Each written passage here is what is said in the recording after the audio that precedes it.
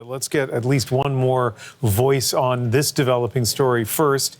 As I say, no official word at this point as to how, the ceasefire, we've heard it from Donald Trump. We've seen a Reuters report from an Iranian official, and that is it to this point. Gina Abercrombie-Winstanley is a former U.S. ambassador and also had foreign service postings in Israel, Iraq, and Saudi Arabia. She is now a senior non-resident fellow at the Atlantic Council, and she joins us now live from Cleveland, Ohio. A lot of uncertainty at this point, but President Trump has made that announcement on Truth Social. What do you make of all of this? Woo! How many days ago did this war start? Keeping in mind from the beginning, this was a war of choice. A war of choice.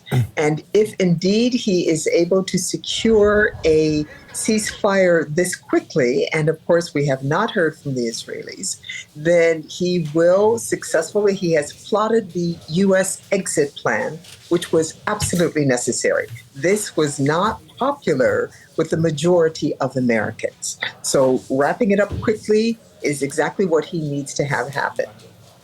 You are very familiar with this region. Among your foreign service postings for the United States was in this part of the world. Are you surprised if, in fact, this A, is a ceasefire, and B, that the ceasefire holds? Are you surprised this happened so quickly after the U.S. bombing those 3 sites in Iran? Yeah, well, that's a great question, and I can assure you there are many conspiracy theories flying around. The whole start of the war with Israel, of course, and the U.S. flipping from we had nothing to do with it to the president using the terms we control the skies, the major attack on Isfahan, Taz, and Fodor, and then this announcement of a ceasefire. And then Israel, what does Israel do? For them, they said it was an existential. They talked about regime change, that was what they were heading for.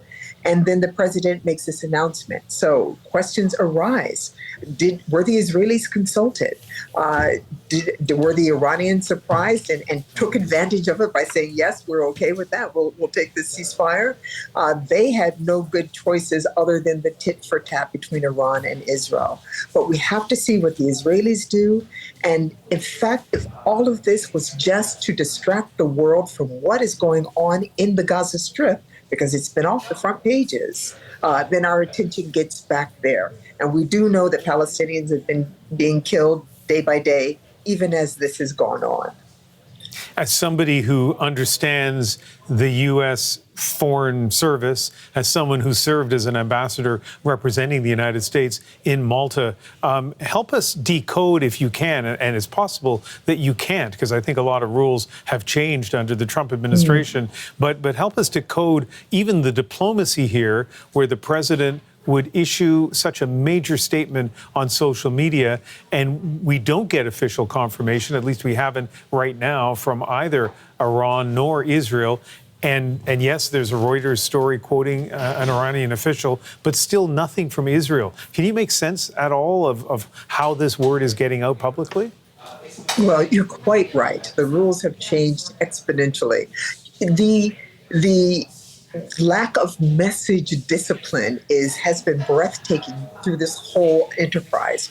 When you had the president, as I said, use the term we control the skies, referencing the United States and Israel together, even as we had tried to distance ourselves. When you had the president talk about regime change on social media, thereby really it's sending people into a tizzy, since he'd had senior officials, the Secretary of State, the Secretary of Defense, and the Vice President very specifically say we were not supporting regime change. And then you get this announcement without official corroboration. So lack of message discipline, I can assure you, is driving my colleagues in the State Department and beyond a little bit crazy. However, if this can be concluded in this way, it solves a problem for the president and the United States, but again, without the Israelis signing on to it yet. And what does that mean for them? It's still up in the air.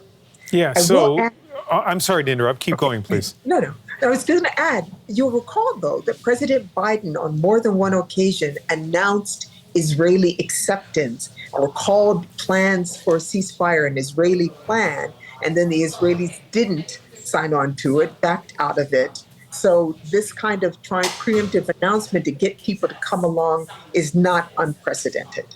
We have less than a minute, but I'm really interested in your insight on a question I think a lot of us have. What should we be looking for next? We should be watching for the Israeli response. We should be watching to see if there is a ramp up of attacks, as often is the case, just before a ceasefire.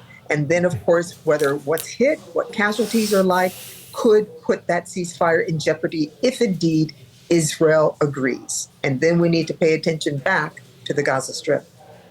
Really nice having your insight on this developing story. Thank you. Thank you. Gina Abercrombie-Winstanley is a former U.S. ambassador, and she joined us from Cleveland.